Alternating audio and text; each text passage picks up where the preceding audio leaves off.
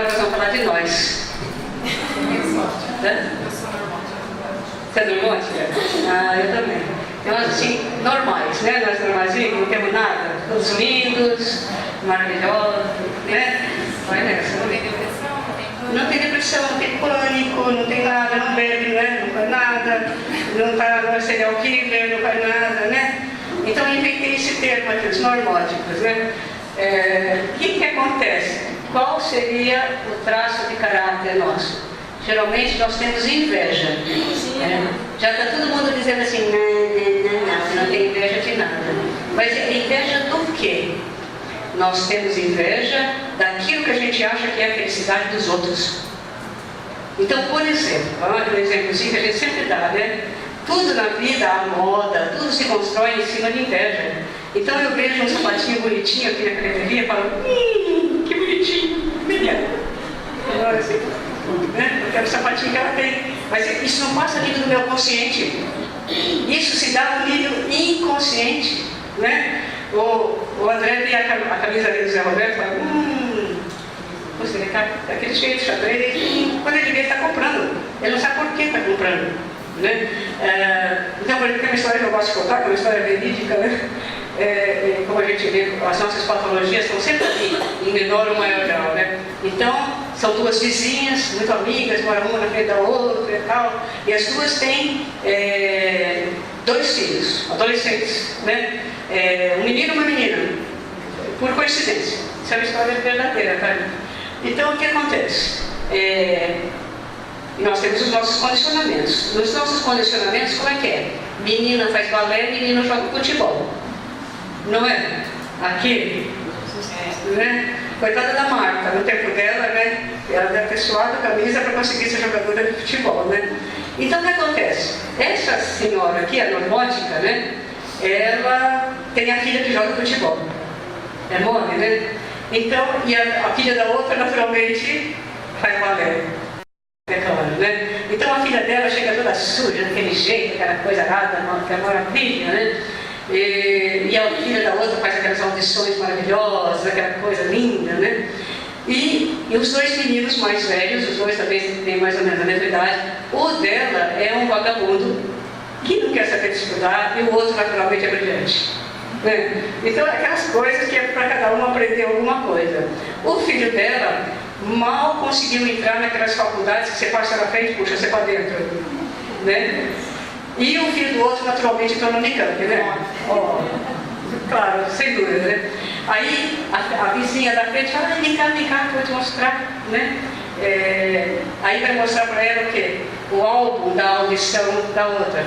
Que eram 54 fotografias, né? De balé, todas as poses maravilhosas, tal, aquela coisa, né? E ela vira para mim e fala assim, ai, que linda sua filha, né? Querida, né?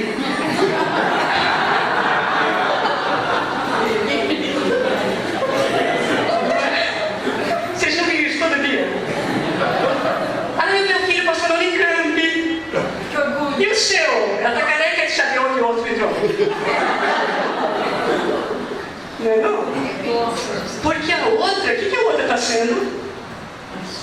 Né? A outra está sendo maldosa, não está? Olha, né? Sabe que o moleque, ela viveu a vida inteira ali na frente daquele moleque, a mãe precisava estapear ele para ele entrar para casa para estudar, né? Então, essa mulher, quando vem para casa, quando ela volta, já chega dando os tapas no filho, já chega xingando, né? Claro, ela tem inveja daquilo que ela acha que é a felicidade dos outros e ela não é capaz de prover a felicidade com o que ela tem, não é mesmo? E nós fazemos as mesmíssimas coisas, a gente está sempre com o olho espichado, né? Para ver o que está acontecendo em volta do mundo. A Rede Globo recebe milhares de telefonemas para saber que cor que é o anel, o esmalte daquela atriz. Aquele óculos escuro que foi que ela comprou, que maravilha, né? E a gente vive assim o tempo todo, né? E o Facebook? E o Facebook ajudou bastante, né? Como é que é? O Facebook ajudou bastante a gente ficar... O Facebook ajuda, né? O Facebook então mostra todas aquelas coisas, a gente acredita em tudo, né? O Facebook é o paraíso das meias verdades.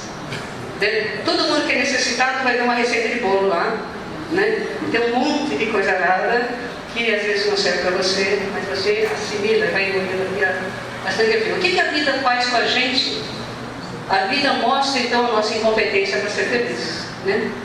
Nós estamos sempre querendo aquilo que a gente acha que é a felicidade do outro, esquece de olhar para a nossa própria felicidade. Isso nos causa pequenas irritações. Nós não ficamos irritados, nós somos ótimos espíritas, né? Nós não temos raiva, não é isso? A gente tem umas irritaçãozinhas, a gente tem que pegar o marido pelo pescoço, assim, né? Mas pouca coisa, tal. E aí a gente tem as nossas tristezas, né? Aquela falsa tristeza, a gente fica bravo, na verdade, né? Mas tem aquela tristezinha e tal. E aí o que acontece? Frustração. Nós temos os nossos melindres. Nós ficamos melindrados quando alguém fala alguma coisa, né? Nós consideramos comentários como ofensas. Eu chego para ela e falo assim: nossa, esse vestido, assim, essa cor, não sei o quê. Ai, que horror, ela não gostou da cor do meu vestido, né? E se bobear, corre e troca. Né? Quem sou eu para dizer que cor, bonito vestido, não é? Bonito, não é? E aí nós temos então a cereja do bolo, a gente guarda as nossas marcas. Lá no fundinho a gente não conta para ninguém, porque nós somos bonzinhos, né? Mas nós temos as nossas malas guardadinhas lá no fundo do baú. Isso causa grandes irritações, pequenas atitudes agressivas, às vezes, para dentro, para fora, grita com o marido, briga com não sei quem, e com a filha, sei lá o quê. E aí então a gente faz bilu para as presenças, e temos também as nossas intuições negativas, e a principal intuição negativa que nós, normóticos, temos é que nós somos injustiçados. Né? Como é que a vida faz isso com a gente? Como é que o filho dessa santa senhora entra na Unicamp, né? E o meu filhinho, tão bonzinho que ele é, não entrou, não é? Então a gente tem as nossas falsas tristezas, até porque ninguém liga para isso mesmo, e tem gente que chega a ter crises histéricas e coisas mais graves, né? E aí quem começa o ciclo é aquela coisa toda. Então, agora nós já estamos terminando, já vou parar logo de perturbar a vida de vocês, né? Mas assim, como é que é afinal então esse processo de cura do ser, né? No modelo espiritualista a gente vê que precisa dessas 4 coisas. O temperamento, isso é descobrir quem você é realmente, essas coisas que você traz de vida passada, começar a aceitar que nem tudo pode ser do nosso jeito, gente. Porque esse é o grande problema da humanidade. Nós todos queremos tudo do nosso jeito. Ou você gosta de fazer as coisas do jeito dos outros, né? Ninguém gosta de fazer as coisas do jeito dos outros, né? Então descobrir o nosso temperamento, descobrir o que os outros pensam de nós, o que os outros falam de nós, né? Quem somos afinal, do que se queixam de nós. Será possível que todo mundo está dizendo que eu sou chato? Eu não sou? Nem um pouquinho? Então a gente precisa ter um pouquinho mais de consciência para isso. As presenças, então o que para as presenças é aquela coisa, não deixar cair a sua frequência vibratória.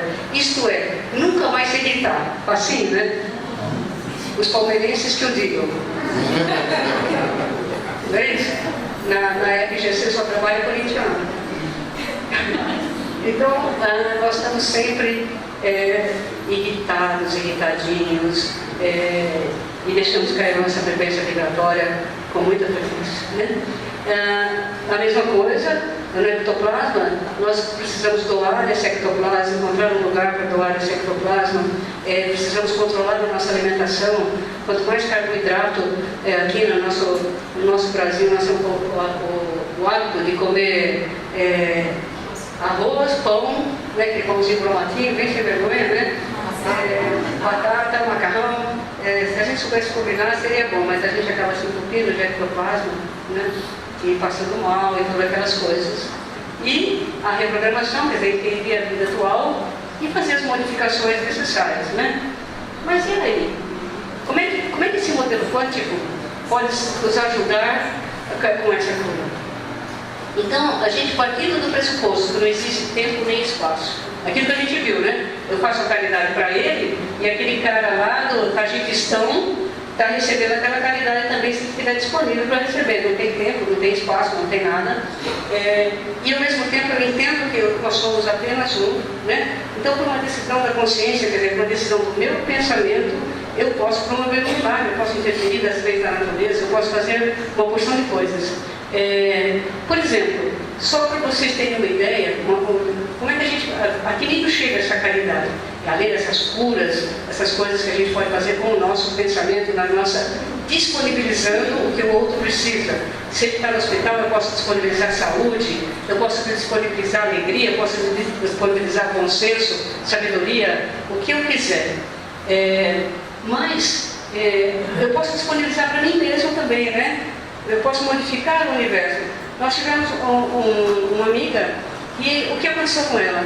Ela morava numa outra cidade e ela precisava se mudar para uma cidade do interior porque toda a família estava aqui, a mãe já tinha morrido, o pai era muito idoso e o trabalho espiritual dela era nessa outra cidade. Era tudo muito prático para ela poder, ela se despencava da outra cidade toda semana para vir os trabalhos, aquela coisa que muita gente faz até hoje, né? Então, a casa, ela não tinha muito dinheiro, ela tinha que vender aquela casa lá para comprar outra casa aqui. E aquilo foi mais de um ano, e passa tempo e aqui não acontece nada, até que de repente o grupo sacou, vamos então disponibilizar para o universo, para que o universo encontre para nós aquela pessoa que esteja precisando daquela casa e o outro que esteja necessitando vender essa casa. Que esteja precisando daquela casa e um outro aqui que esteja precisando vender esta casa. Bom, você tem uma ideia, em menos de 3 semanas ela tinha mudado. Quando começamos a disponibilizar todo mundo para o universo essas mudanças necessárias. Quer dizer, não é só interferir na lei do universo. Interferir, é como se a gente tivesse chegado lá naquele outro que precisasse comprar a casa e falar, você não está fazendo uma casa? Tem aqui a casa. E é parte de mim? Por que eu não posso fazer isso? Né? Nós nos achamos muito incompetentes para fazer as coisas, para promover os milagres. Né? Nós nunca podemos esquecer as palavras de Jesus. Então a gente pode fazer. Qual é o grande problema do milagre? É a gente não confundir o milagre com o desejo. Vocês lembram de uma época que surgiu aquele livro, aquela bobagem chamada O Segredo? Né? Eu fui assistir uma palestra do professor Amit Goswami, que é o físico, né, que falou muito disso e tal.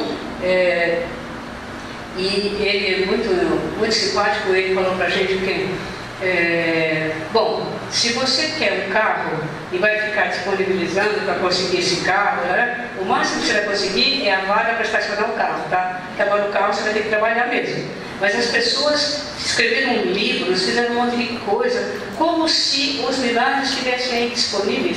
Então as pessoas confundem a necessidade, vamos dizer, verdadeira daquele milagre com o seu desejo pessoal.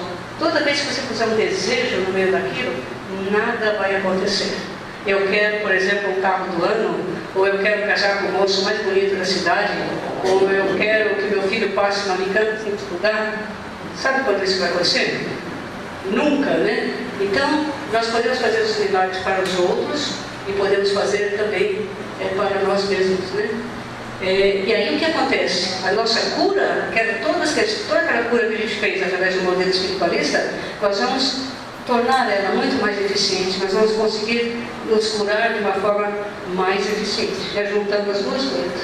Então, o que vocês acham que seria a conclusão dessa conversa? Qual é a conclusão que a gente pode seguir? Então, o melhor é a gente seguir o nosso coração? O que vocês acham?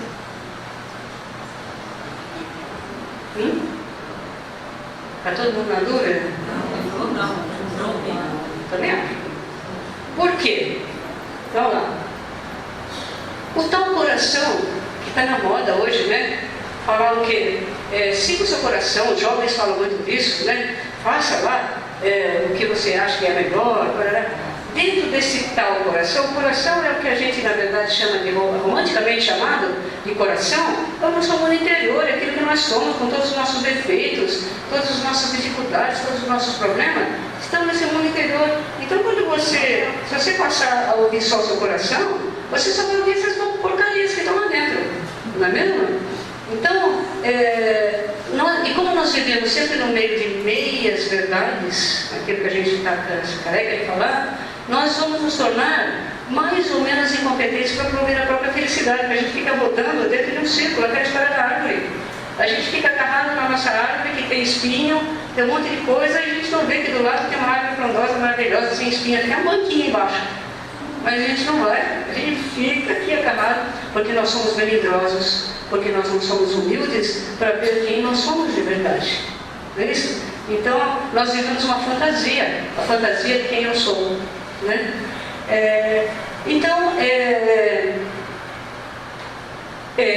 Existe uma entidade, uma pessoa, na verdade, que é encarnada aqui no planeta, um ser, chamado país humano. Alguém leu os livros do Roger Perrodi? Nunca ninguém leu os livros do Roger? O Roger era o nosso mestre, né, do nosso centro, fundador do nosso centro.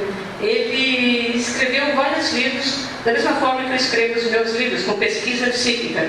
A gente expande a consciência e a gente está lá. Aquele livro do Egito que a gente lançou no fim do ano passado, ele é escrito dessa maneira. Você se expande e você não vai se lembrar nem é psicografado, você está lá. Você revive aquilo todo e aquilo causa, às vezes, sofrimento. A Rosana Cudriga, que acompanhou o livro todo, ajudou, é uma coisa muito difícil. E o Roger também escreveu esses livros. E um dos livros que ele escreveu chama-se Baratizil. O Baratizil fala das migrações atlantes que vieram daquelas grandes cataclismas da Atlântida. Aqui veio para o litoral do Espírito Santo, veio para o norte do Brasil, foi para os Andes, para uma porção de lugares, né? E ele conta nesse livro como ocorreu as migrações atlantes para o norte do Brasil. Aqui tem o Amazonas, né? Antigamente, há 75 mil anos atrás, existia um mar interno na Amazônia. Estão achando hoje os restos dessa coisa já. Chamava-se Império Coatiti. Eram os atlantes que estiveram ali. Muitos milhares de anos depois, eles migraram de lá, porque aquilo também estava entrando em colapso, para a Serra do Roncador, que fica no Mato Grosso, na divisa legal da Amazônia. Nós estivemos lá, num lugar muito interessante realmente, e onde ficava a cidade de Ibês, onde hoje existe a cidade de Barra do Garça. Em Ibês havia também um império, e nesse império viveu o ser que hoje, que veio no século passado, no começo do século XX, pelo médium Zélio Ferdinand, né?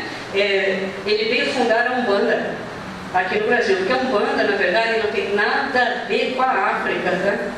A Umbanda foi um culto iniciado nos templos iniciáticos da antiga Atlântida, quando espíritos de planetas muito inferiores começaram a reencarnar na Atlântida também, dotados de grande conhecimento e muito pouca evolução espiritual. Esses caras estavam nadando de braçada lá, vocês imaginam, né? E eles começaram a desenvolver magia negra. Então, dentro dos cultos desses templos iniciáticos, eles começaram a desenvolver a magia branca num movimento que eles chamaram de a luz divina, que se chama Aum Piran. Depois vem Aum Pran, por isso o nosso nome lá do nosso centro, Aum Pran. Depois vem Aum Bandan, Umbanda, por diversas cortelas, veio da Umbanda. Quer dizer, a Umbanda não tem nada, absolutamente nada a ver com a África, né? Mas naquelas grandes migrações atlânticas, os povos migravam para a África. E quando eles migravam para a África, eles se miscigenaram com aquela pagelança local, não os que vieram para cá, né? Mas com aquela pagelança local, e acabou criando outros cultos, como candomblé e outras coisas que os escravos trouxeram. E aí alguém falou, isso é Umbanda. Não, não é. Deve ter uma confusão. Só que esse espírito que veio fundar Umbanda, para vocês terem uma ideia, ele se chamava Tamataê, era o espírito de Vênus, que veio junto com uma enorme quantidade de espíritos que vieram em socorro aqui das nossas humanidades, de vários planetas, como aconteceu no Egito, né? A gente falava do Egito, aquelas pirâmides todas, elas estão dispostas como num espelho nas constelações de cima. Pleiades, Aldebaran, Alfir, todas aquelas, como se fosse um espelho perfeito. Como é que os homens iam fazer aquilo, né? Então, durante milênios e milênios e milênios da história da nossa humanidade, esses homens das estrelas estiveram aqui, né, auxiliando as nossas humanidades. E nessa época, lá na Serra do Roncador, existiam muito desses homens das estrelas auxiliando, e um deles se chamava Paia Sumã. E ele auxiliou justamente esse ser que veio no futuro fundar a Umbanda, fazer renascer esse movimento da Umbanda no Brasil. E depois depois deu essa confusão, né? O pessoal hoje não entende mais nada disso, que chama-se Tamataí, que se apresentou humildemente com o nome de Caboclo das Sete Encruzilhadas, né? Só que ele não estava querendo dizer sete encruzilhadas para colocar linha preta, nada disso, né? As encruzilhadas eram os planos, os sete planos que existem na espiritualidade, era outra coisa. Mas o que o Tamataí, o que o Pai Yeshua falou? O Pai Yeshua falou uma coisa que tem a ver com tudo isso que nós estamos falando aqui.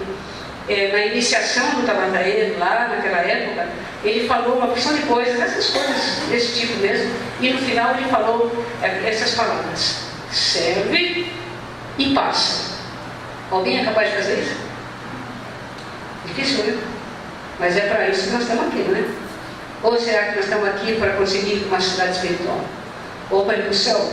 Ou nós estamos aqui, na verdade, a serviço. Mas é muito difícil a gente se conscientizar disso, né? Que nós estamos aqui a serviço. Por quê? Porque eu sou responsável pelo que está acontecendo aí tudo. A sua doença é parte de mim, a sua dor é minha dor. Então como é que eu não sou responsável por tudo isso?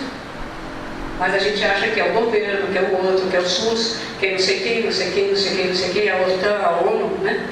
E aí o que aconteceu? Então, a gente pensa nisso, a gente percebe que estamos aqui a serviço. Então, do que adianta a gente querer ir para o céu, né? Se a gente continua preso à roda dos nossos desejos e centrados aqui na nossa pessoa? Então, o que nos torna muito mais eficientes na caridade é justamente a gente começar a olhar para o lado, largar da nossa árvore, perceber as minhas verdades nas quais a gente está vivendo. Claro que aquela minha verdade pode servir para mim, ninguém precisa se modificar, marcar sua religião, coisa nenhuma. Mas começar a prestar atenção nas outras verdades que estão acontecendo no mundo também. E a gente se prontificar a participar disso, a entender e fazer a nossa parte, né? Então, qual é o convite que a gente faz? Quer dizer, sair da nossa zona de conforto. A gente não sai, né? A gente nem desliga a televisão e sabe, não passa logo esse jornal para eu ver a minha novela, né? A gente não para, está morrendo não sei quem, não sei aonde. A gente não é capaz de largar 5 minutos aquela novela para ir e fazer aquela disponibilização que aquelas pessoas estão precisando e procurando, né? Todas aquelas coisas que estão acontecendo. Então, o convite é esse: sair da nossa zona de conforto e amar fraternalmente. A gente fala muito das coisas de uma forma intelectual, mas a gente não faz tudo aquilo que a gente sabe que poderia fazer. Então, só para completar, é assim, mais ou menos assim, né? Quando você ouvir o seu coração e escutar apenas o que lhe convém, desconfie. Você está sendo enganado e você vai continuar a sofrer. Muito obrigada.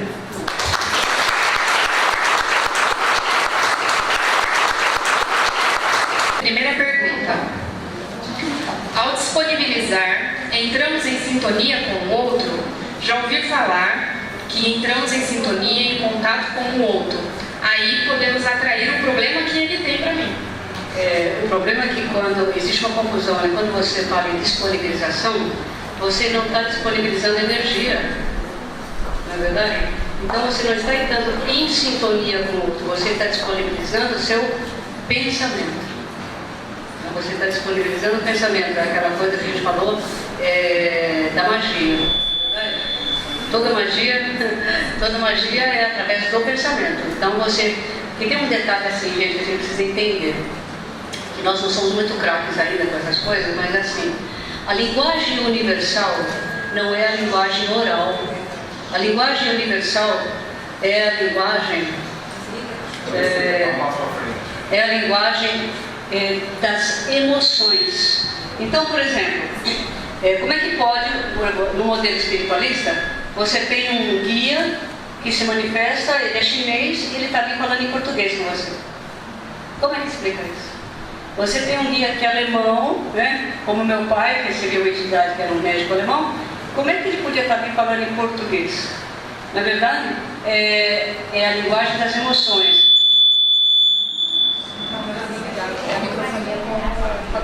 Onde eu fiz?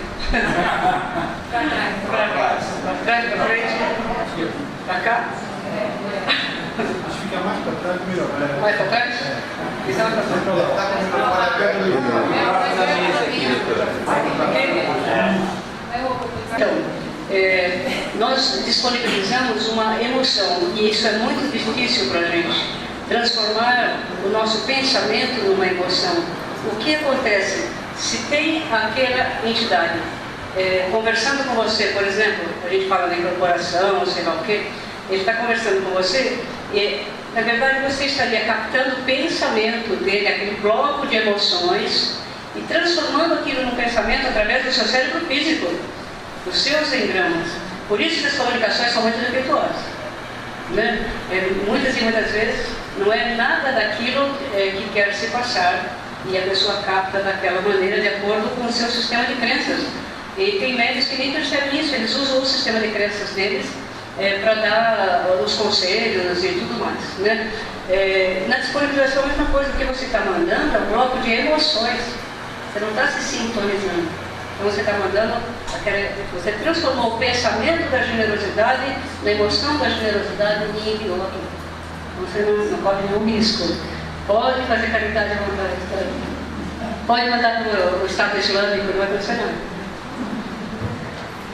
Quando disponibilizamos para o universo para curar a dor do outro, usamos o nosso próprio ectoplasma acumulado? É o contrário. Quando a gente fala disponibilizar para o universo, a gente está justamente não falando de coisas físicas, não é verdade? Então, ectoplasma é uma matéria semi-material. Então, na disponibilização para o universo não entra essa coisa do ectoplasma. Tá? Entra só aquela coisa do seu pensamento, que você está impulsionando aquela emoção que você quer transmitir através do seu pensamento. O ectoplasma ele serve para cura. Você pode usar em trabalhos de cura, você pode disponibilizar o ectoplasma, você vai, por exemplo, doar ectoplasma na natureza, você está doando para aquela natureza aquele ectoplasma. Porque o ectoplasma ele tem uma propriedade interessante, ele se dissolve com a luz. Se tivesse alguém aqui doando ectoplasma, ele iria se dissolver nessa luz. Então, por isso que as pessoas quando fazem trabalho de cura, fazem com aquela coisa a meia luz e tudo mais, né? Mas ele serve basicamente para as curas, não precisa nem ser espiritual, né? Você pode ir na natureza e você doar aquele ectoplasma para quem você quiser. A pessoa pode receber ou não, né? Se você está lá doando ectoplasma. Então a gente não disponibiliza ectoplasma para o universo, você disponibiliza para uma pessoa específica, uma situação específica de cura. Como fazer? Você quer que eu possa ensinar aqui mesmo? Vocês têm tempo? Então, tudo que você perguntar, a gente vai falando, tá? Não, como doar? Então, vai ficar aqui o resto da vida, né? Mas é mais ou menos assim. O Dr. Matheus Tubino, ele desenvolveu uma técnica de doação de ectoplasma muito, muito simples. O único problema vamos dizer assim, pelo pensamento do Matheus é assim, que o ectoplasma ele posso disponibilizar aqui para o André, tá? Porque está precisando através da técnica, já vou falar da técnica, mas se eu não faço a coisa direito, esse ectoplasma ele pode... Se eu não faço a coisa direito, esse ectoplasma ele pode ser recolhido por outros, né? E jogado em cima da tua cabeça. Né? Então depende do desejo, depende do porquê você está fazendo aquilo.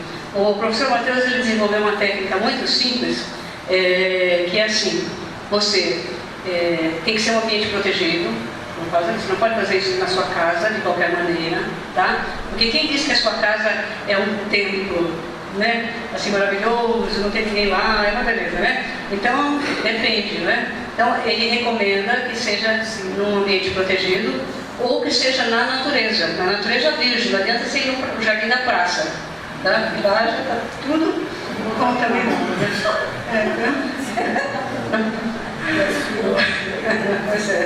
Então, dentro de um lugar protegido, como uma igreja, um centro, não importa, né? Você vai doar esse ectoplasma e vai direcionar essa doação para alguém que esteja necessitando, ou para um hospital, uma sala de emergência dentro de um hospital, você vai direcionar para onde você quiser. Então a técnica muito simples é assim, você se coloca sentado, numa posição que seja confortável, apaga essa luz, geralmente põe-se uma luzinha azul, clarinha, sabe quando você compra o abajur com uma fraldinha ou qualquer coisa parecida? Porque a luz azul, ela não dissolve o ectoplasma, essa luz. Pra quem? Oi? Pode ficar no escuro total, se quiser. Pode, mas por que você ficha de pá também, né? Não isso é um condicionamento. Nós não precisamos de grandes coisas, né? A gente, você já viu quando a gente vai querer doar o ectoplasma, qualquer coisa, a gente já fala, né? Não precisa de nada. É bem simples, né? Então, como é que se doa ectoplasma? Você vai inspirar, durante uns 10 minutinhos, você inspira profundamente pela boca, e você vai, pelo nariz, você expira pela boca, mas e precisa fazer um barulho, do tipo assim, ó.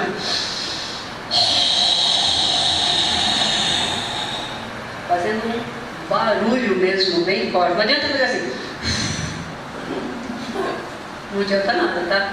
Então, vocês, quando estiverem fazendo essa doação de uma forma correta, vocês vão perceber o quê? Que o ectoplasma, ele sai pelos olhos, você começa a lacrimejar. Tem gente que começa a tossir, e você começa a sentir várias coisas que nada mais são do que o próprio ectoplasma que está saindo ali naquela movimentação. Existe passe de cura também. O passe de cura, você consegue tirar o ectoplasma do outro. Você equilibra os seus chakras e vai lá e tira o excesso de ectoplasma do outro.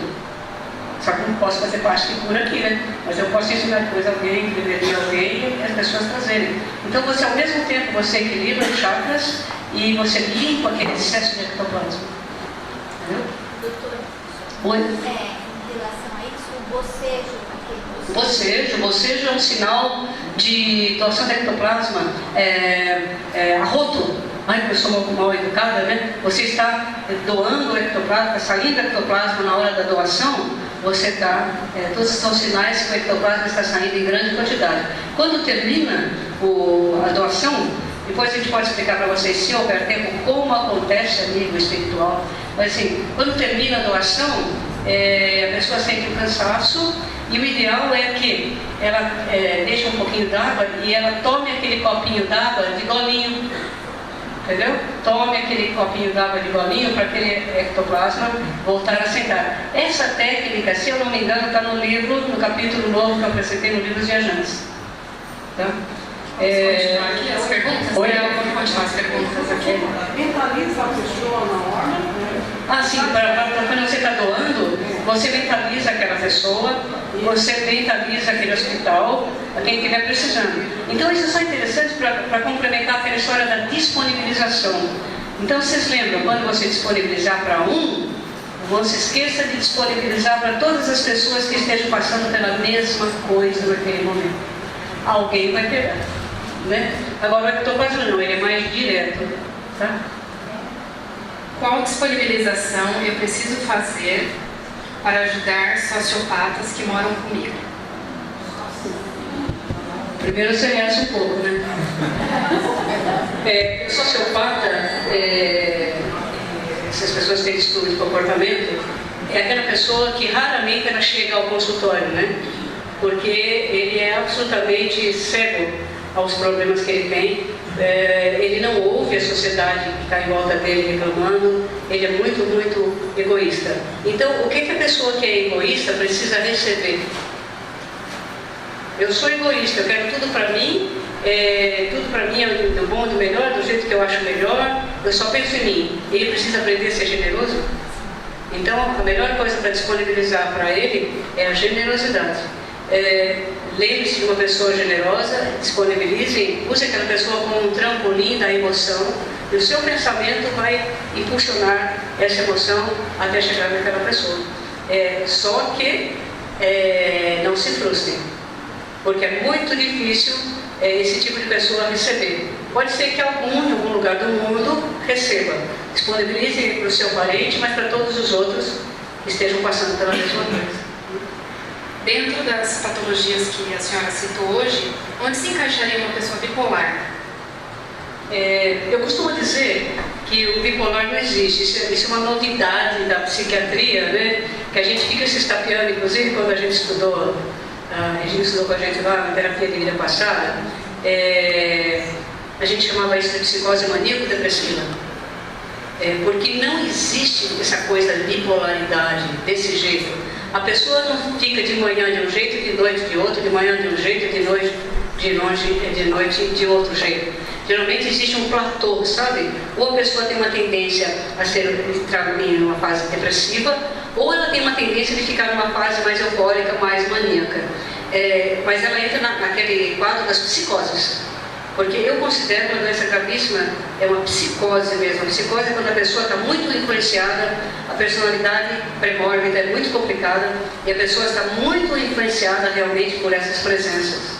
Tá?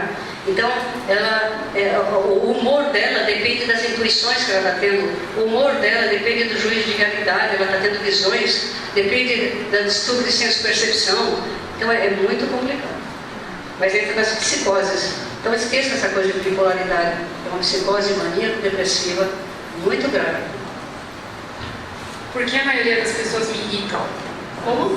Por que a maioria das pessoas me irritam? Você vê que até o microfone reclamou. Porque é uma bobagem isso, né? As pessoas não nos irritam. Nós é que nos irritamos com elas. Não é não? Em vez de você se irritar, você podia tentar compreender, porque tem um lance interessante, né? Se eu me irrito aqui com o Luiz, vamos supor que ele fosse chato, ele é chato? Não, né? Vamos supor que ele fosse chato de doer, né? Então tá, e a gente está lá querendo lidar com o Luiz, e ele não resolve nada, ele está sempre irritado, O que a gente poderia fazer a priori? Quando eu me irrito com alguém, quando eu tenho raiva de alguém, quando eu tenho mágoa de alguém, eu estou me escravizando a um problema que é dele. Ele que vai ter que lidar com a irritação dele. Lembra lá atrás como é que era? Por causa das nossas frustrações, por causa das nossas patologias. Então, quando a gente fala em libertação do ser, nós temos que nos libertar das patologias alheias. A gente cata tudo como se aquilo fosse uma coisa para nós, ou nós nos melindramos com a irritação dele, ou nós reclamamos. Não, ou eu perdoo de uma vez, não é isso? Que a gente sempre fala, né? O perdão resolve tudo, não é isso? Dentro da terapia de vida passada, na sociedade brasileira, acho que a gente já lembra disso, nós temos a gente dizia sempre isso, né? Que você tem que aprender a transformar os problemas em oportunidades. Se ele é um problema para você, por que você não aproveita a oportunidade, não é mesmo? De compreender, de ver qual é o seu problema, que você acha que ele se irrita com você e tudo mais, e ajudá-lo, etc. A segunda coisa que a gente falou assim, que são os 3 passos para a felicidade. O primeiro é a gente transformar problemas em oportunidades, não é verdade? O segundo passo é a gente aprender a ser brando e resignado. Facinho, né? Brandura tem cheiro de fracasso, né? De fraqueza, desculpa. Resignação tem cheiro de fracasso. Então nós nunca nos tornamos brandos e resignados com medo que os outros transformem a gente num capacho, não é? Mas o que acontece? Ter sempre razão, muitas vezes a gente tem razão, né? Ele é chato porque é chato mesmo, né? Então assim, mas ter razão não é um motivo, um aval, uma permissão para a gente se irritar também, né? Até porque querer ter sempre razão nem sempre é necessário, nem sempre é possível e nem sempre é muito inteligente, não é verdade? Então, e o terceiro passo para a nossa felicidade, que é o que você poderia fazer também, é tudo mentira, tá, Luiz? Quando a gente fala assim, quando nada mais tiver jeito, o perdão resolve tudo. Pergunta a gente faz isso. Se a gente olhar de levezinho assim para a vida passada, a gente vai perdoar todo mundo que aparecer na nossa frente, tá? Não é não? Porque nós já fizemos muitas bobagens. E perdoar não significa que você vai ser um capaz daquela pessoa. Ao contrário, o perdoar é libertador. Você está se libertando daqueles seus problemas, você está libertando-se daquela patologia que pertence ao outro, você está se libertando dessas coisas. Última pergunta. Como diferenciar o milagre do desejo? Já que a senhora falou que o milagre não é o meu desejo pessoal. Não é. Qual é a diferença? No milagre, quando você promove o milagre lembra aquele exemplo daquela moça que precisava de uma casa?